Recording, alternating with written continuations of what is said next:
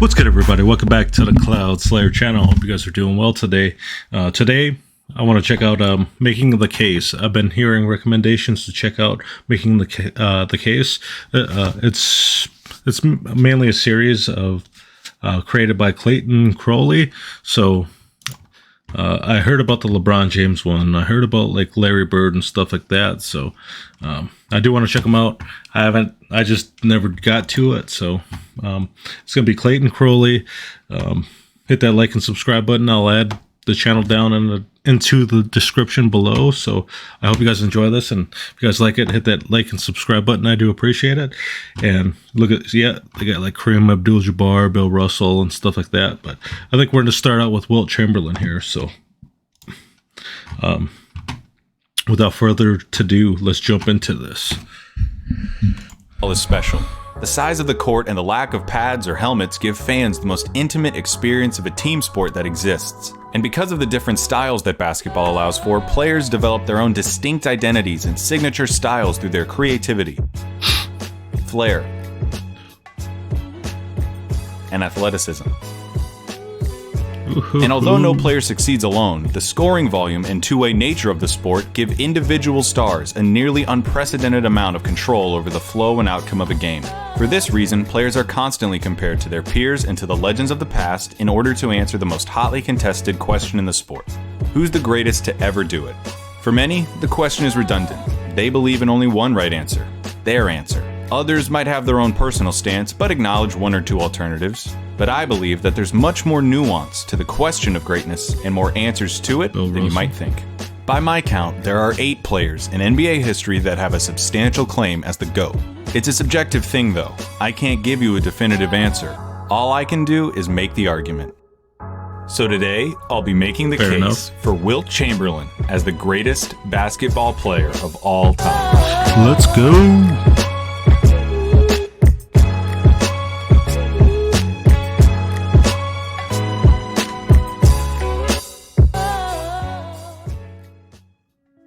Wilt, the single most dominant physical force basketball's ever seen. That's the case, right? First, I tell you that Wilt Chamberlain was and remains the most outstanding anomaly of physical superiority that has ever played basketball. Then I tell you about how his era-specific advantages didn't exist, and that Bill Russell had better teammates, which is why he won so many more championships than Chamberlain. That's how the Wilt Chamberlain argument always goes. If I follow that script beat for beat, I'll be making a video that's already been made 100 times. So let's write a different script. We'll hit some of the same notes and see some of the same landmarks, but maybe we can end up somewhere we haven't been before when it comes to Wilton Norman Chamberlain. Where did Wilt come from? I don't mean where did he grow up. I'm not making a biography. I mean, what did basketball know of Wilt before he stepped into his first NBA game in 1959? We know about the hype surrounding LeBron, Jordan being taken 3rd in the draft, Magic and Larry's college rivalry, and I think it's important to know and understand what Wilt was before he became the Big Dipper. Wilt was the first basketball superstar. Coming out of high school, he had over 200 colleges vying for his commitment, a level of attention completely unheard of for a high school prospect at the time. He committed to the University of Kansas, largely because of head coach Phog Allen's deep ties with James Naismith, basketball's inventor.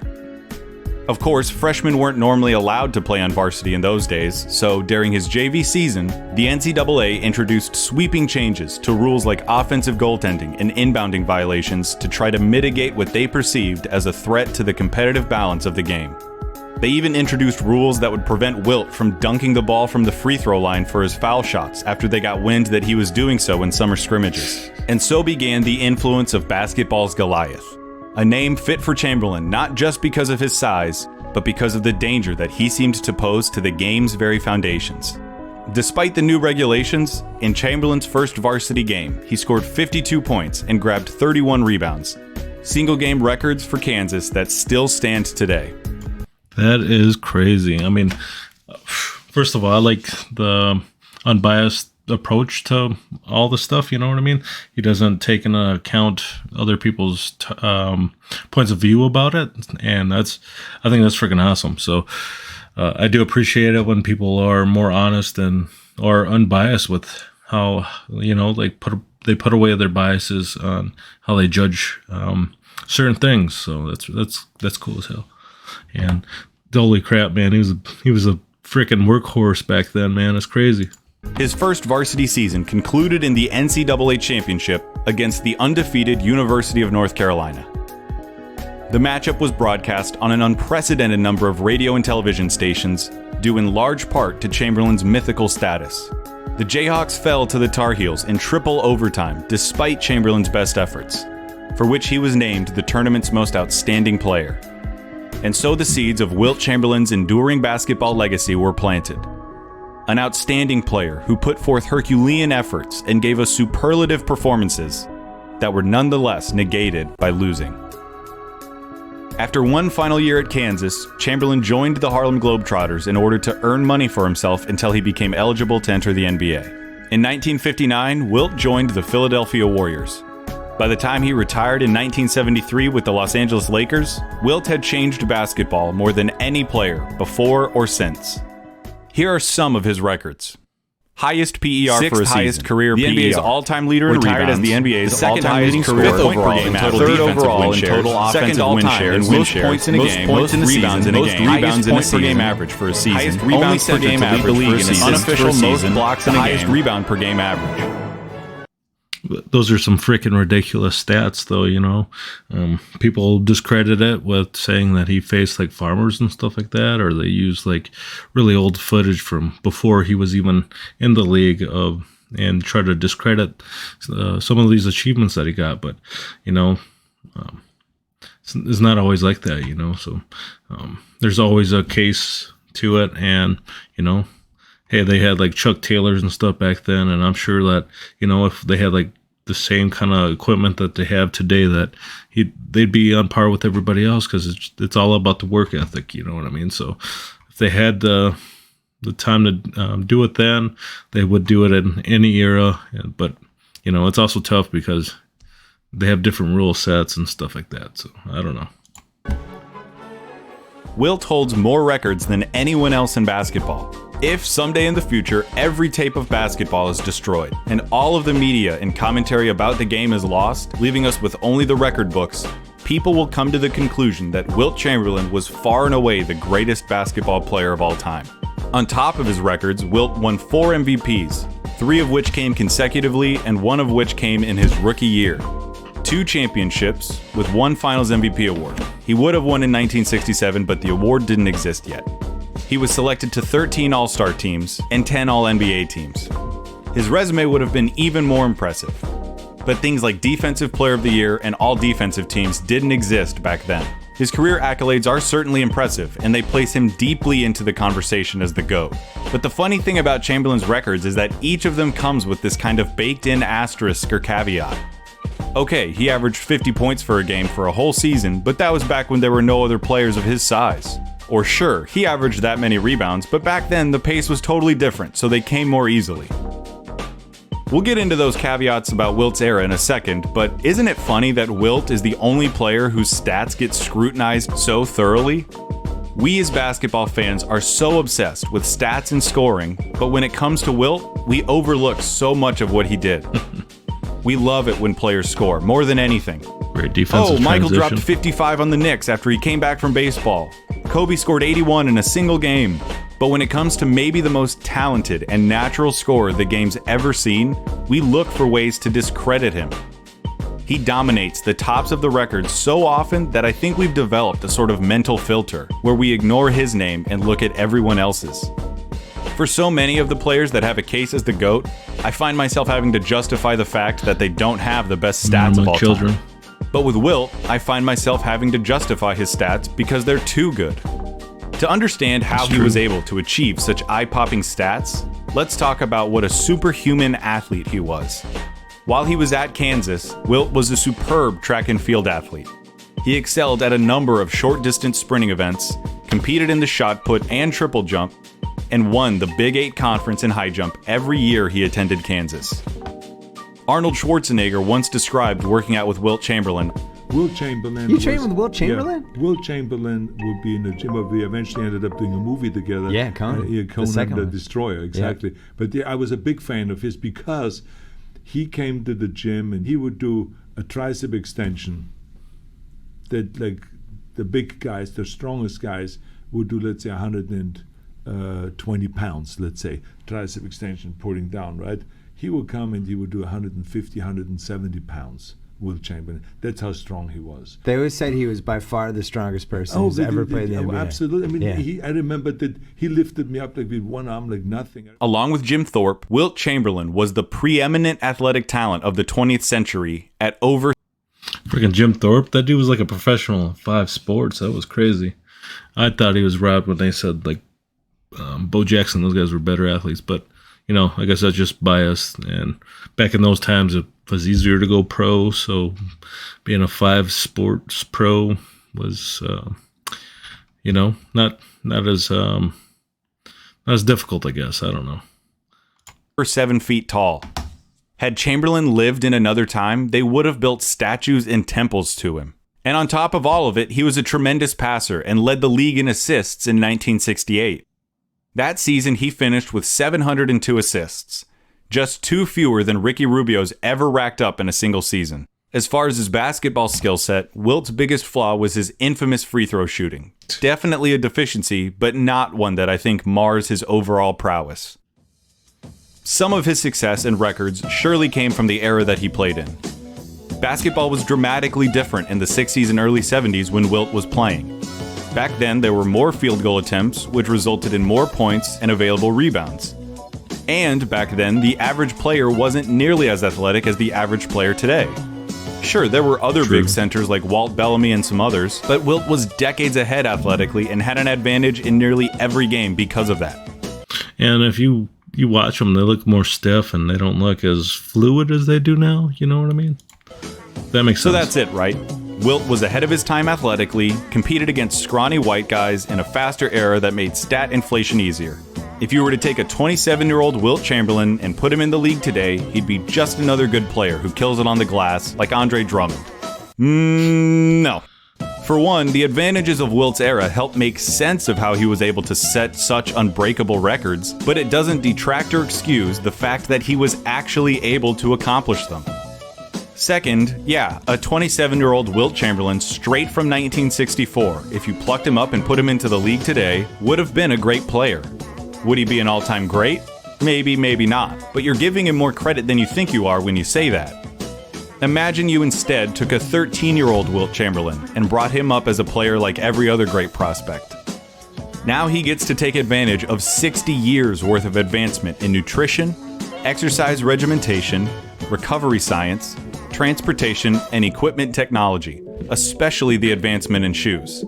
I mean, even if like Larry Bird and those guys, like Larry Bird, like Pete Maravich or something, they would have had longer careers, prolonged their careers and stuff like that, and or potentially, you know what I mean? So it's crazy how far technology's gone. So you know that they used to play basketball in Chuck Taylors, right?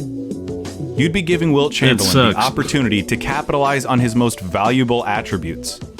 That Wilt Chamberlain would be an all-time great any way you want to look at it. And finally, yes, Wilt took advantage of the inefficiencies of his era. But isn't that what everyone does? Every player has era-specific advantages that they use for their benefit. What's Steph Curry supposed to say? You know what, guys? I know that the game today revolves around three-point shooting, and I'm really good at three-point shooting, but it just gives me too much of an advantage, so I just won't take as many. Of course not. Take advantage of your advantages. It's what great players do. All of this stuff I'm saying might not even matter to you.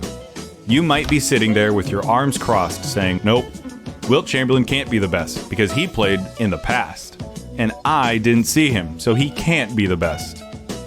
And honestly, I get that. As sports fans, we want to see the best. It's why we watch. What fun is it to admit that the best player your sport's ever seen started his career the same year Alaska was admitted into the Union?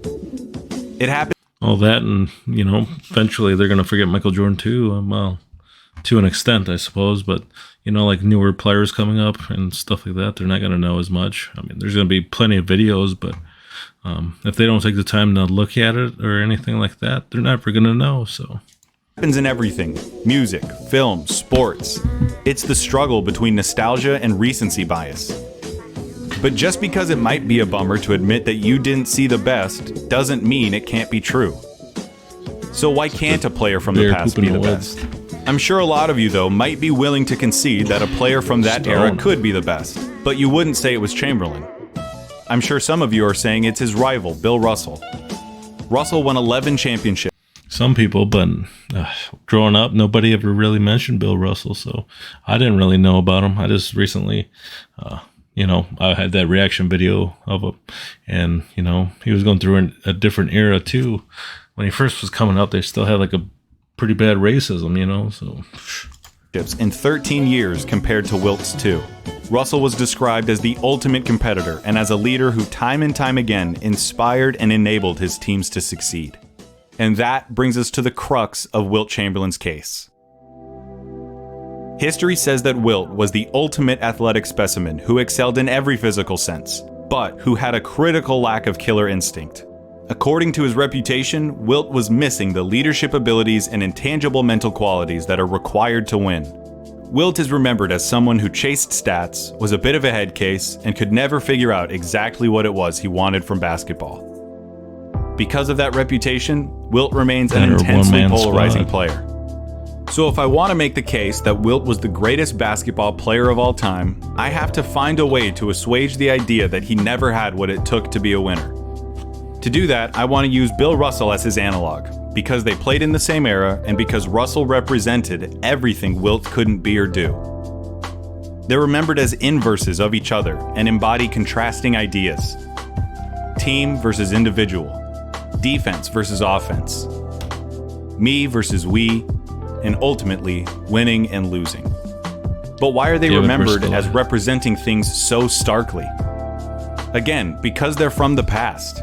They're practically myths and legends at this point. There's less footage of them than there is of other great players, and because the narrative became easy to write as their careers went along. More blackouts, too. David beat Goliath, and nobody roots for Goliath. But was the fight even fair for Goliath? For starters, Bill Russell consistently had better teammates than Wilt Chamberlain did. That's as good as a fact to me, and I will maintain it even when I make the case for Bill Russell. Wilt played with great players in his career, but Bill played with Bob Cousy, a league MVP, John Havlicek, who went on to lead the Celtics to 2 titles in the 70s, Sam Jones, a 6-time All-Star and master in the clutch, and other Hall of Famers like Tommy Heinsohn, Casey Jones, and Frank Ramsey. And of all the great players that Wilt played with, he usually caught them at the beginning or the end of their careers, aside from notable exceptions like Jerry West and Hal Greer. Obviously, it's easier to be a better teammate when you have a better team, but I think that the most important factor that Russell benefited from, even more than his teammates, was the leadership afforded to him by his head coach, Red Auerbach. Red was one of the most forward-thinking minds to pass through the NBA and is still on the Mount Rushmore of head coaches. Of the Celtics' 17 championships, Auerbach was a pivotal piece in 16 of them, either as Boston's coach, general manager, or president. He drafted Chuck Cooper, the first African-American, into the NBA and hired the first black NBA head coach in Bill Russell. Red was an intense, competitive coach who adapted his methods to suit his players. In his own words, if you have some great potential... So Bill Russell's like the first coach, the African-American coach to win a championship? Is that true? Or I didn't hear him say that either. Players, there are 2 things. 1, you help make them great. 2, you devise a method of play that is suitable to their talent. And that's the thing that I think Wilt lacked more than anything. A coach who could lead him, tell him what to do and how to do it. Wilt was a prideful guy, and he cared about what people thought about him, which is one of the most natural and human things to care about. Of course, the thing that most people knew Wilt Chamberlain from was basketball, and as a basketball player, Wilt was constantly ridiculed by the media for not winning championships every single year. As he began to develop this reputation of a loser, he started scoring more points so that he could say, well, look, I scored all these points, I got all these rebounds, I did my job. And so he became known as a selfish scorer. And what did he do? He led the league in assists. What do you think people said about him then? That he was stat obsessed. And so goes the legacy of Wilt Chamberlain. Wilt needed a coach who could help him channel all of his abilities into a winning style of play, no different from guys like Kobe or Michael. I'd argue that if Wilt had played for a great coach like Red Auerbach for his entire career, he would have experienced every modicum of success that Bill Russell did. I promise I didn't just pull that theory out of my ass. I'm arguing that because it happened twice. The 2 seasons that Wilt won it all, 1967 and 1972, were marked by the influence of outstanding coaches on Wilt's game. Alex Hannum coached Wilt for 3 full seasons, in 1964 on the San Francisco Warriors, and in 1967 and 8 on the Philadelphia 76ers. When Hannum was hired by the Warriors in '64, he inherited a team that was beginning to unravel. The franchise had been sold during the season and relocated from Philadelphia to San Francisco, leading to the retirement of veteran scorers Paul Arizin and Tom Gola. As a result, Wilt shouldered the scoring burden and averaged 44 points and 24 rebounds a game, believing that doing so was the only way to keep the Warriors competitive. The effort was in vain though, as the team lost over half their games and missed the playoffs. And so, Hannum went to work, changing the team's approach and trying to implement strategies that would lead to winning basketball. By May of that season, this was the headline in Sports Illustrated. The article describes Chamberlain as exactly the kind of player you would hope he could be. He was scoring less, depending on and trusting his teammates, was defending at a high level consistently, and doing all of the little things that led to the He got up high there. team's success. By all accounts, that change was due in no small part to Hannum's influence. Unlike every coach before him, Hannum had stood up to Chamberlain, and in doing so had earned the superstar's respect. Imagine being like so good, especially in your era, that they discredit you any way that they can, like just like saying it, you're just a stat chaser, stuff like that. And then even nowadays, it's the same thing, just discredit the stats and stuff like that. It's crazy. When Hannum stressed the importance of team play and defensive intensity, Wilt listened. The result was a 17-game improvement from the year prior and a trip to the NBA Finals, all with a team that had barely changed in personnel. For the first time in his career, Wilt Chamberlain, the player who could do anything as a player, was learning how to play. The following year, the franchise found itself in financial trouble, and the owner traded Wilt to the Philadelphia 76ers for cheap players and cash. Wilt won 55 games with the club in his first full year there, and by the following season, Hannum had been hired to replace Dolph Schayes as head coach. Philadelphia started that season an unprecedented 46-4. By the end of the season, Wilt had averaged just 24 points a game, the lowest he'd had at that point in his career, to go along with nearly 8 assists and 24 rebounds a game. Holy crap. 6 Almost a triple-double. players on Philadelphia had point averages in the double digits. Wilt's abilities hadn't changed, his approach had. That Philadelphia team finished the regular season with 68 wins and 14 losses, the best record the NBA had ever seen. After dispatching Oscar Robertson and the Cincinnati Royals, Wilt found himself facing a familiar foe in the Boston Celtics.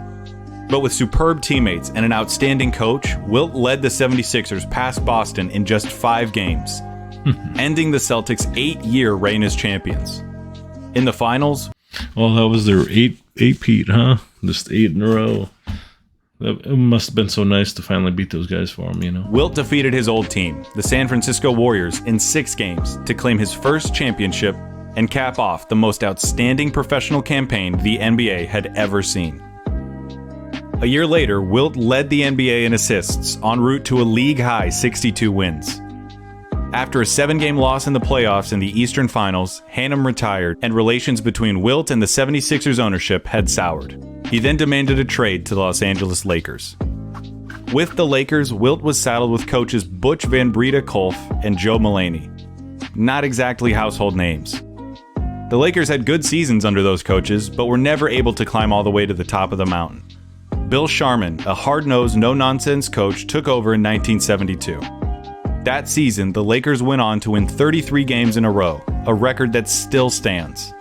That Lakers team finished with a record of 69-13, surpassing the mark set by Wilt's 76ers 5 years earlier.